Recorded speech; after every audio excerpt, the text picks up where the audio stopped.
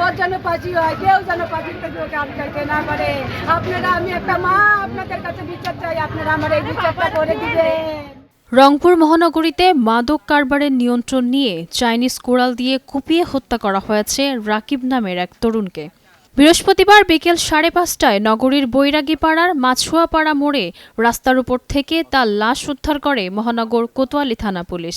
রাকিব ওই এলাকার আব্দুস সামাদের পুত্র। পুলিশ জানায়, স্থানীয় তাঁতিপাড়া এলাকায় মৃত মুসলিম উদ্দিনের পুত্র মাদক কারবারি মুমিন সহ এলাকার দুর্বৃত্ত তার গলা এবং শরীরের বিভিন্ন স্থানে চাইনিজ কোরাল দিয়ে আঘাত করে হত্যা করে পালিয়ে যায়। পুলিশ আরও জানায়, এর আগে রাকিব মুনিবের সাথে মাদক কারবারিতে জড়িত ছিলেন। কারবারের নিয়ন্ত্রণ নিয়ে এই খুন ধারণা করছে পুলিশ।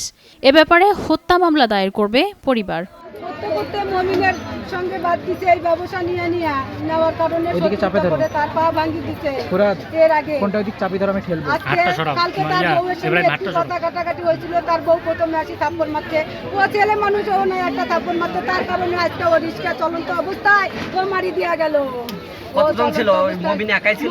মমিন ছিল রিস্কার মধ্যে, আর কেউ ছিল না? অস্ত্র দিয়ে মাটি দিয়ে ওখানে ফেলা দিয়েছে। আপনারা মমিনের বিচার করবেন, ফাঁসি দিবেন। আমরা বিকেল 4:30টার দিকে ওয়ার ফোনে একটা মেসেজ পাই যে মাছুয়াপাড়া নামক স্থানে একটা মার্ডারের ঘটনা ঘটেছে। সেটা জানার পরেই আমরা দ্রুত আমাদের পেট্রোল পার্টিকে পাঠাই। আমরাও এখানে আসি। এখানে এসে বিষয়টা নিয়ে প্রাথমিক তদন্ত করি। তদন্ত জানতে পারি যে মারা গিয়েছেন তার নাম রাকিব হাসান, বয়স অনুমান 23, পিতা আব্দুস সামাদ, সাং দক্ষিণ কামাল কাস্তা মসজিদের সামনে। তারা প্রায় 35 বছর ধরে এলাকায় বসবাস করে। তাদের স্থায়ী ঠিকানা গ্রাম মহাদেবপুর, পোস্ট গোপালগঞ্জ, থানা বীরগঞ্জ, জেলা দিনাজপুর।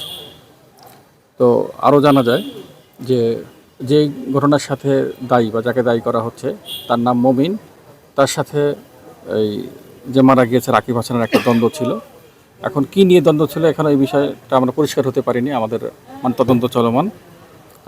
আমরা সিআইডি ক্রাইম সিনকে আসতে বলেছি, তারা আসতেছে। তারা আসলে ডেড বডিটা আমরা নিয়ে যাব। আমাদের থানা পুলিশ এবং ডিবি পুলিশ এটা নিয়ে কাজ করছে এবং তথ্য প্রযুক্তির সহযোগিতায় অবশ্যই আমরা যত দ্রুত সম্ভব এই মার্ডারের সাথে যারা জড়িত এদেরকে আমরা আইনের আওতায় আনব। রাজিয়া রাশা, নয়া দিগন্ত। কালকে যেন অন্য কোনো মায়ের বুক খালি না।